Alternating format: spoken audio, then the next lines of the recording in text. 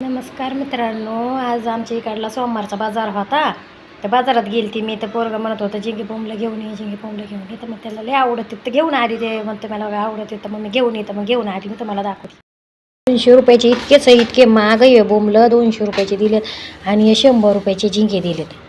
आता त्यांना सकाळी लागत आहे डब्याला, काय करावा. तर मग बरं आहे ना, ते केले आणलेलं होतं. मग ते खातेत डब्याला नेतात. मला त्याची घेऊन आली खायला. आणि आता म्हणलं जरशी सकाळी मी डब्बा पण केला तर लेकरांना, चपात्या केल्या त्या आणि डाळ केली ती.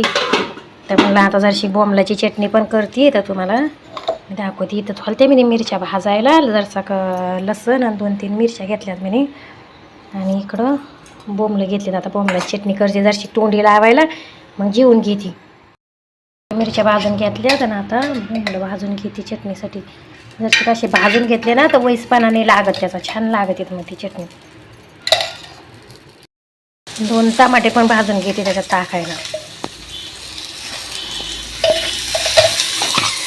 मस्त भाजून घ्यायचं. मग त्याला मिक्सरमध्ये वाटून घेते. मग वाटून घेतल्यावर मग तर आता मिक्सरमध्ये वाटून घेतल्याला ते नाही दाखवता येणार का की लेकर गेले शाळामध्ये. तर मग मोबाईल कोण नाही पकडणार मला बघू शकतात मी चटणी याची केली आता बोंबलाची. त्याच्यात 2 टमाटे आहे, मिरची आहे, जरसं मीठ टाकलंय आणि हळद टाकली.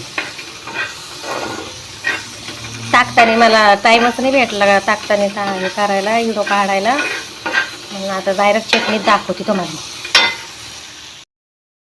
या मित्रांनो जेवायला बघा, मी जेवायला काय घेतलं. आपण बोंबलाची चटणी केलेली, सकाळी डाळ केलेली, दर्शक भजी आणली होती मी, ते घेतलेत आणि 2 चपात्या घेतल्या. दुपारचं जेवण. झाड कोणचंही नक्की म्हणा सांगा. याला असा हात लावला की लगेच त्याचे पत्ते बंद होते आणि आपोआप आलंय आमच्या इथं. आम्ही लावलं पण नाही, काही पण नाही, नुसते असा हात फिरवला की बंद आहे बघा. आणि मग वापिस खुलं जाईल. आमची व्हिडिओ तुम्हाला आवडत असते तर लाईक करा, फॉलो करा.